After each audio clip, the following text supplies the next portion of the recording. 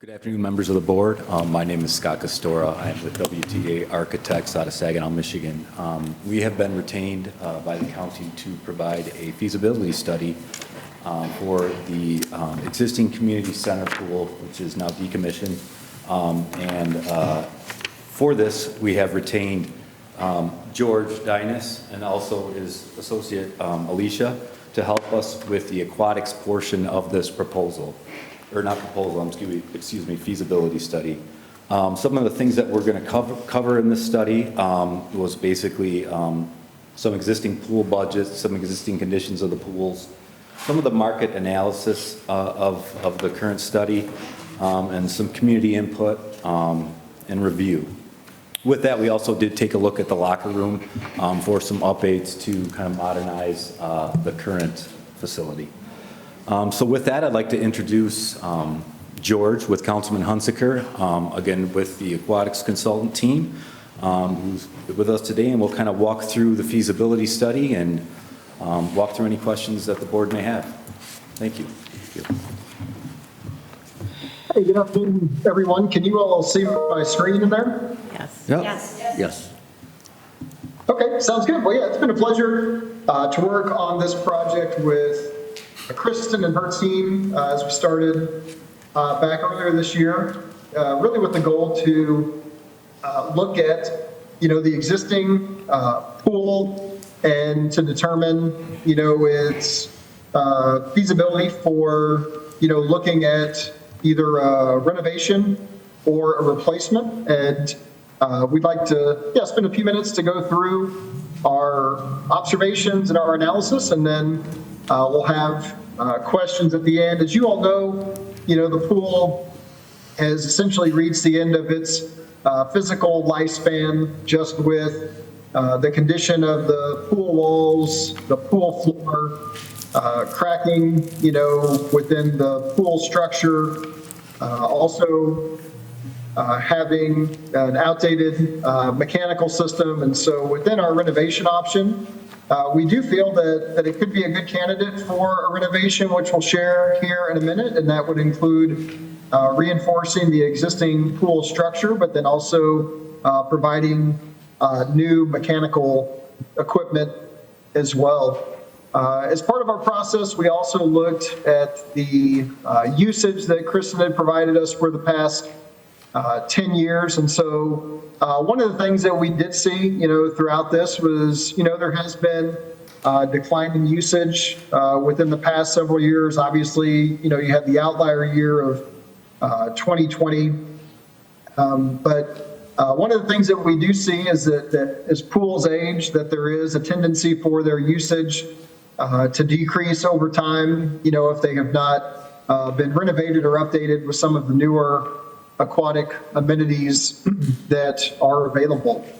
And part of that, we look at demographics to help us determine, how many people are within the county, as well as the service area for the pool. We look at how the ages of the community members are distributed.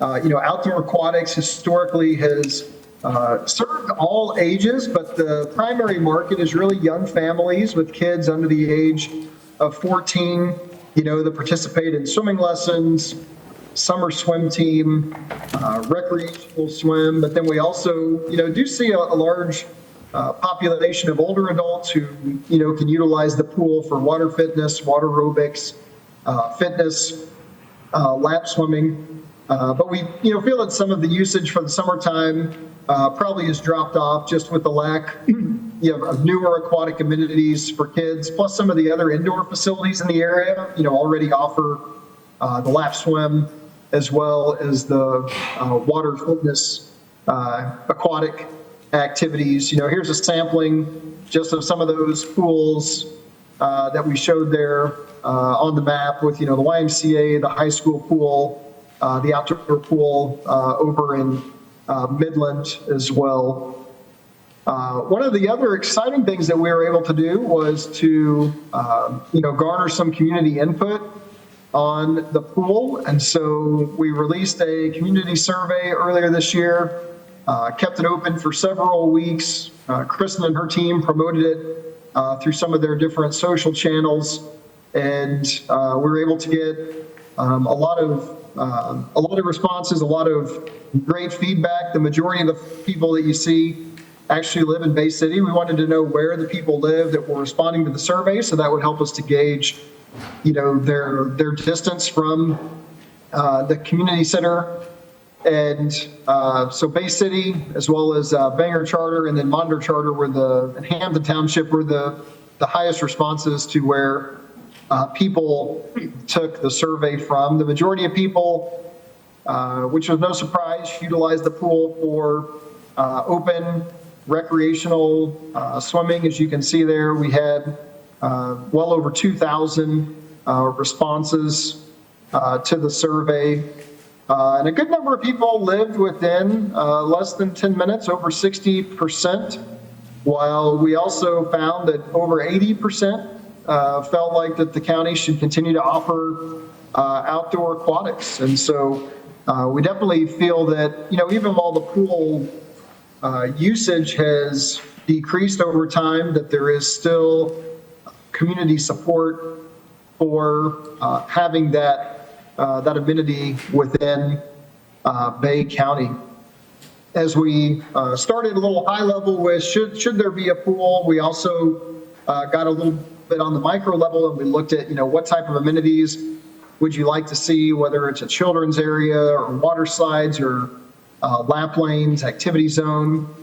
We had a pretty even mix for the most part. But I think the good thing about outdoor aquatics is that you were able to multi-purpose a lot of these spaces. And so we look at, a children's area can be within the same body of water as the activity zone that has a small offset for a water slide catch area.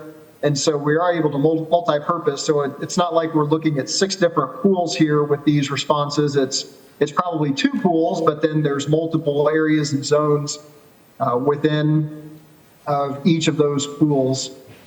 And then we also left, asked an open-ended response questions to get a lot of feedback, as well as the community support for some type of either capital or operational millage, which again, close to 75%, a little bit over, answered that they were in favor of both of those options. So on the open-ended comments side, we, definitely heard some divided responses that, some people thought that it was a valued amenity. Other people weren't necessarily sure that the county should be in the outdoor aquatics business.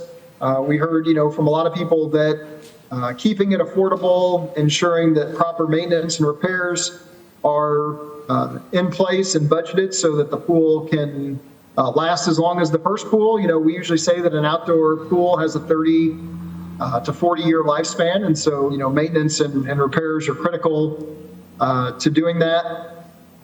We also heard that being able to provide economic impact and job creation for the summertime for area high schoolers is important, as well as just the value that the pool provides for people creating memories in their childhood. We met with some stakeholder groups through the process that just had very fond memories of growing up and swimming at the pool and learning to swim there and partaking of swim team, and now their kids are doing the same thing. So it's very evident that the pool definitely has had a great impact and legacy through the years that it was open in Bay County. And so I think a couple of the big highlights that we found, the first being that due to the physical condition, the only option is not just to tear it down and start over. There is an option where you could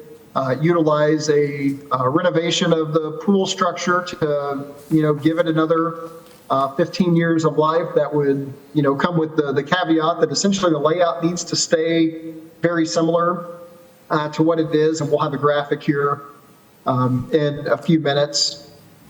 We also found that with the size of Bay County, roughly 100,000 people in the existing pools, both with the YMCA, Delta College, the high school pool, that, you are in line with industry standards, but yet there is not that outdoor swimming pool, which is, where the majority of people actually get their first experience with the water. And we definitely heard a lot about, being able to ensure that the pool and aquatic activities were affordable during the summertime, and then also that you maintain that amenity to help kids learn how to swim, especially seeing the fact that, you're surrounded, by water, and that's a really important consideration to take into effect. And so when we start to look at the existing swimming pool, Scott looked at the existing locker rooms and what types of, renovations could be made to bring it up to, modern standards and give it some new life. And so I'll let Scott take over here for a few minutes. Yeah, so in the process, we took a look at your existing locker room and took a look at some concepts to kind of bring the new locker room kind of up to a modern or today's standard. Again, we just kind of reused the existing footprint of the locker room space. In consideration of this renovation, we looked at a lot of accessibility and circulation throughout the locker room, and also kind of giving it more of a family approach, allowing families to potentially have their own changing rooms and own shower rooms. So, looking at this renovation, in all, what we did was we added some fixtures to basically accommodate for the accessibility, and we've opened up the locker room to kind of redirect a central kind of direction into the pool. And so this way, you can kind of see on screen, you can go left or right into the women's or men's. And these have kind of been separated, and again, had separate changing rooms. It kind of has its own separate toilet room with lavatories. In addition, down the central corridor, we've put in some accessible changing stations, which could be used as accessible restrooms. It could be used as family restrooms. It could be used as, family changing rooms. So that was kind of more in consideration. And then we kind of left the kind of lifeguarding station up front along the glass to get a good view. And a few of these options, we were proposing to provide a few window openings into what would be kind of a renovated kind of office space area or area for lifeguards or for, even office people to have their offices and put their lockers. So with this, we've kind of done 3 different options. Again, they all kind of follow the same kind of criteria of opening this up and allowing for more of a family-oriented version.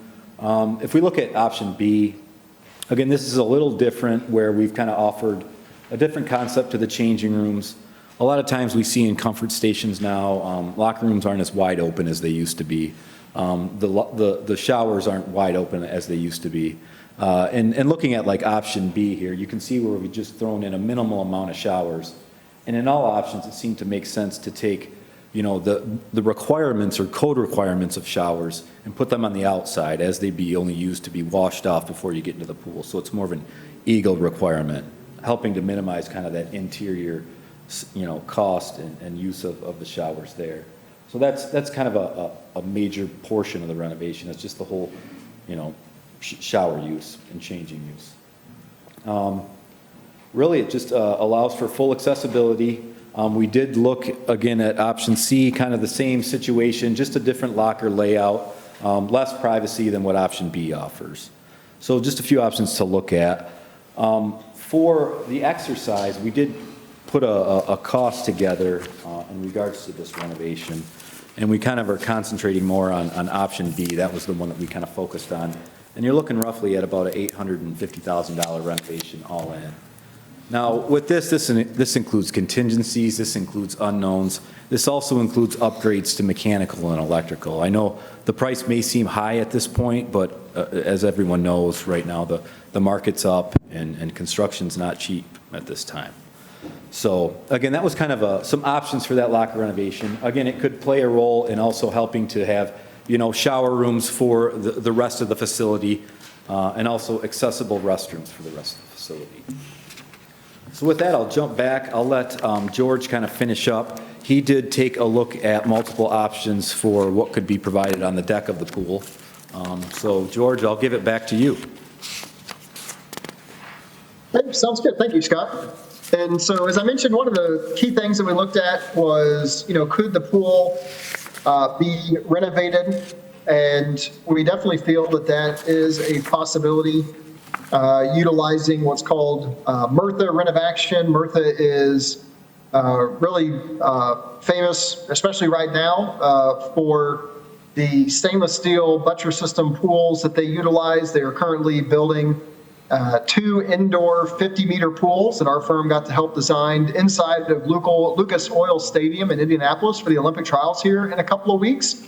And so they have a solution where, we could actually maybe wall off the deep end, reinforce the existing pool structure and give it, again, that extra 15 to 20 years of life. We're also showing here that you can incorporate a splash pad in place of that deep water area. And so that would give some appeal to young children. And here's a couple of images of, exactly what that pool system could look like.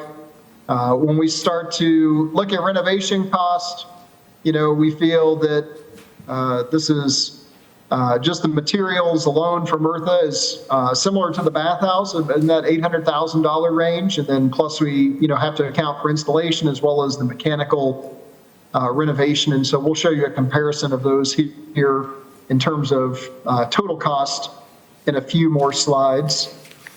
One of the other things that we heard through stakeholders and through the community survey, was maintaining the lap lanes and the lap pool, but then also having a recreational pool that has shallow water. And so in this option, we looked at having a 6-lane, 25-yard lap pool that also can service swim lessons and water fitness classes, as well as the summer swim team, but also provide ample capacity for summer recreational swim, like your existing lap area does. But then we would couple that with a recreational pool that has a 0 depth entry here.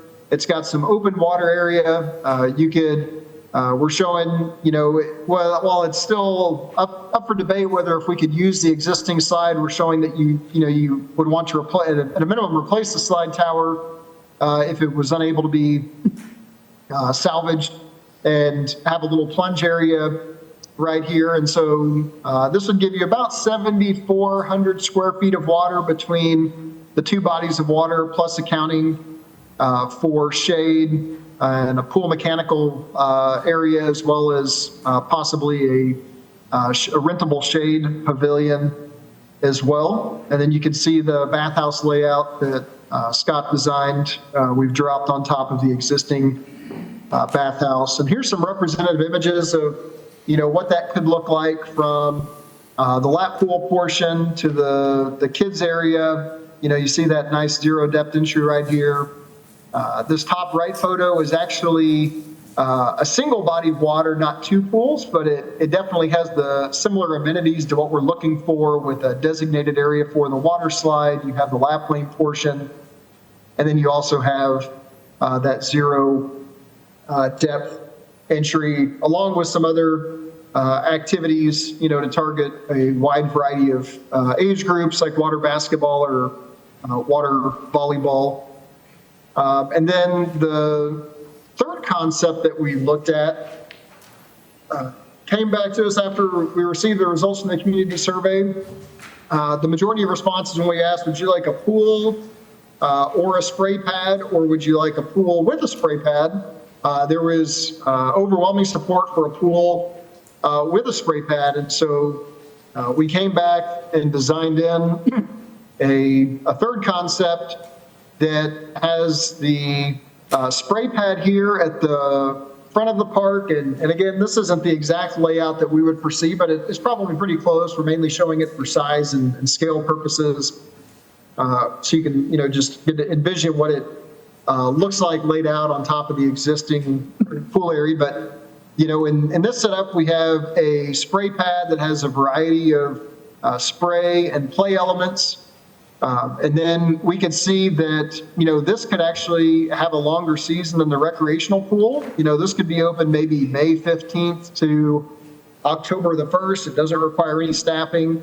And so we could block it off and have a fence line around the spray pad. So it's part of the pool when the pool is open to the public, but then maybe in the morning times when there's swim lessons going on and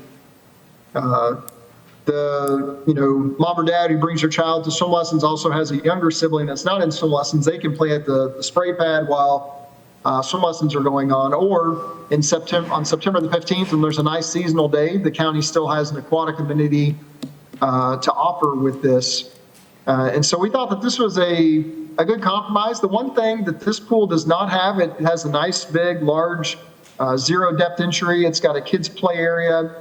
It only has 3 lap lanes instead of 6 lap lanes. And so, we can definitely look at what 6 lap lanes could look like in this layout, but when we put in the spray pad as well as the kids area, we reduce it down to 3 lap lanes. And so you can still do, fitness, swimming. You could still do swim team practice. It would just be a little bit more limited on capacity with 3 lanes as opposed to 6 lanes. And so here's a couple of other representative images of, what that area could look like with the kids area. You have the lap lane area, and then as well as that water slide tower, plus couple that with the spray pad area that, you can theme to a variety of factors. I know that, festivals are really huge in Bay County, and so there is definitely some opportunity to theme it to something that feels right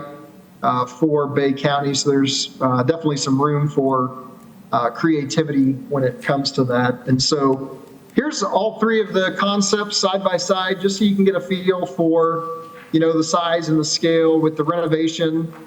Essentially about the same size as what you're offering now. And then, compared to the 2 pool concept in the middle, or then the pool with the splash pad concept there within the far right. And so the last thing that we did was just look at, what would it cost to operate these facilities, not only on the personnel side, repair, maintenance, supplies, but then also on the utility side of things. And so we feel that it's roughly between $250,000 and $300,000 a season to operate these. There's a little variance in some just because of the amount of lifeguards that need to be on duty, the types of different features and attractions that each of the options have. And so we looked at, again, the personnel cost.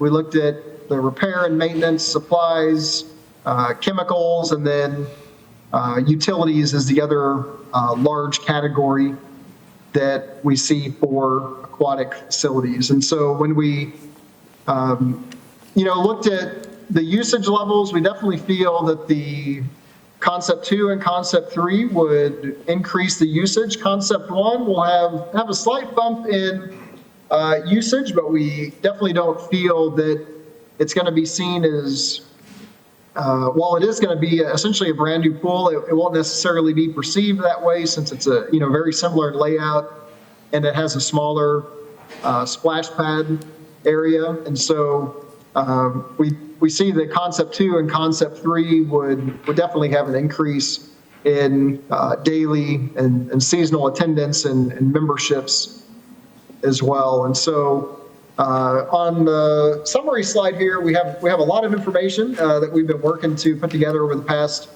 several months. The first 2 line items are the construction and project cost. And so one thing you'll notice is that all 3 of these different concepts are essentially within the same range of costs. They all fall around $8 million. The renovation is a little bit less. Concepts 2 and 3 are just a little bit more than that, but that's the range that we fell in. When we look at the difference between the construction and the project costs, the main 3 categories that we see that provide that difference, we have allotted a 10% contingency for design and construction. We have included 5% escalation just to provide a little buffer for the interim period while the county, makes a decision about what's best to move forward with. And then we have a 12% allowance for design fees, permitting, architectural and engineering companies to design the project. And so we also have there the attendance as well as the expense and revenue budgets. And so we definitely see this to continue to be a subsidized activity, like a good number of seasonal pools are. And, concepts 2 and 3 would definitely have the ability to generate more revenue than the renovation option. And so that's a quick look at what Scott and Alicia and I have been working on for the past several months. I'll flip back to this slide that shows a summary of the pool concepts and